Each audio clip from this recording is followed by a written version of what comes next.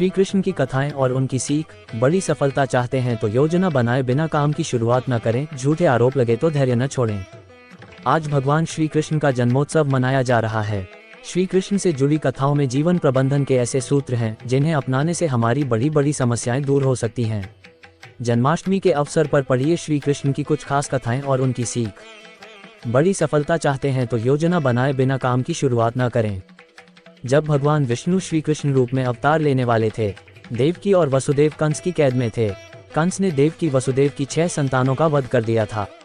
7वीं संतान के रूप में बलराम देवकी के गर्भ में आए तो भगवान विष्णु ने योगमाया से कहा था कि आप इस 7वीं संतान को देवकी के गर्भ से निकालकर वसुदेव जी की दूसरी पत्नी रोहिणी के गर्भ में स्थापित कर दो। इसके बाद कंस को ये सूचना दी जाएगी कि 7वां गर्भ गिर गया है। योगमाया ने ऐसा ही किया। इसके बाद जब 8वीं संतान के जन्म का समय आया तो भगवान ने योगमाया से कहा कि अब मेरे अवतार लेने का समय आ गया है। जब मेरे अवतार का जन्म होगा ठीक उसी समय आप गोकुल में यशोदा के गर्भ से जन्म लेना। वसुदेव जी कंस के कारागार से निकालकर मुझे गोकुल पहुंचाएंगे और आपको लेकर कंस के कारागार में आ जाएंगे। जब कंस 8वीं संतान को मारने के लिए आएगा तब आप मुक्त हो जाना। भगवान ने जो योजना बनाई थी उसी के अनुसार श्री कृष्ण का अवतार हो गया।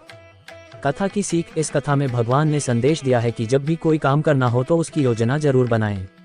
योजना अच्छी होगी तो सफलता जरूर मिलेगी। ऐसे काम न करें जिनकी वजह से गलत लोगों की ताकत बढ़ती है। बाल कृष्ण माखन चोरी की लीला कर रहे थे। गोकुल के इस वजह से काफी परेशान थे। एक दिन गांव के नंद बाबा और यशोदा के पास पहुंचे और कान्हा की शिकायत करने लगे। नंद बाबा ने कृष्ण से पूछा कि तुम माखन चोरी क्यों करते हो, जबकि हमारे घर में तो बहुत माखन है। कृष्ण ने कहा कि आप लोग मेहनत से दूध, दही, घी, माखन तैयार करते हैं और फिर ये चीजें कर के रूप में दुष्ट कंस को दे देते हैं और इस वजह से गांव के बच्चों को माखन नहीं मिलता है। आपके इस काम से कंस की ताकत लगातार बढ़ रही है। अगर आप कंस को कर देना नहीं रोकेंगे तो मैं तोड़फोड़ करता रहूंगा ताकि ये माखन कंस के पास न पहुंचे और गांव के बच्चों को मिल सके।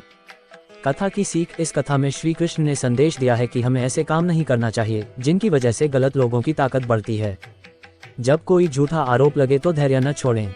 द्वारका में एक सूर्य भक्त था सत्राजित। उसे सूर्य देव ने स्यमंतक नाम की चमत्कारी मणि दी थी। ये मणि रोज 20 तोला सोना उगलती थी। एक दिन श्री कृष्ण ने सत्राजित से कहा कि आप ये मणि राजकोष में देंगे तो इससे मिले धन से प्रजा की अच्छी देखभाल हो सकेगी। सत्राजित ने श्री कृष्ण को मणि देने से मना कर दिया। इस घटना के कुछ दिन बाद सत्राजित के भाई प्रसेनजित ने मणि चुरा ली। प्रसेनजित मणि लेकर जंगल में भाग गया। जंगल में एक शेर ने प्रसेनजित को मार दिया और खा गया। मणि जंगल में ही गिर गई।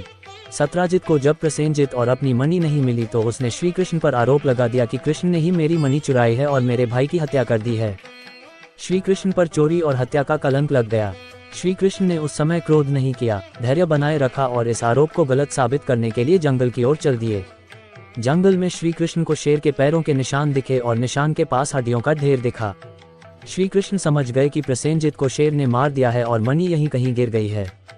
श्री कृष्ण मणि खोजते हुए एक गुफा में पहुंच गए। गुफा में जामवंत रहते थे। श्री कृष्ण ने मणि मांगी तो जामवंत नहीं दी। इसके बाद दोनों का युद्ध हुआ। युद्ध में श्री कृष्ण जीत गए। जामवंत समझ गए कि ये भगवान श्री राम के ही अवतार हैं। इसके बाद जामवंत ने मणि श्री कृष्ण को दे दी और अपनी पुत्री जामवंती का विवाह भी भगवान के साथ कर दिया। द्वारका लौटकर श्री कृष्ण ने वह मणि जामवंत से लेकर सत्राजित को दे दी और पूरी सच्चाई बता दी।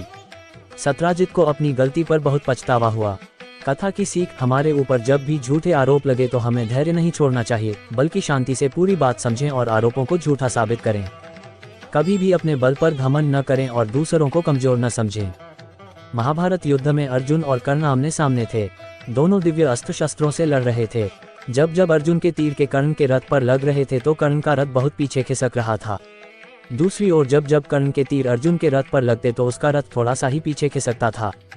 ये देखकर अर्जुन को घमंड हो गया कि उसके बाणों में ज्यादा शक्ति है। अर्जुन ने ये बात श्री कृष्ण से कही तो भगवान ने कहा कि तुम्हारे बाणों से ज्यादा शक्ति कर्ण के बाणों में है।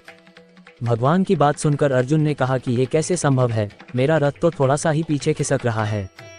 श्री कृष्ण ने कहा कि तुम्हारे रथ पर मैं स्वयं बैठा हूँ, ऊपर ध्वजा पर हनुमान जी विराजित हैं, तुम्हारे रथ के पहिए को शेषनाग ने थाम रखा है।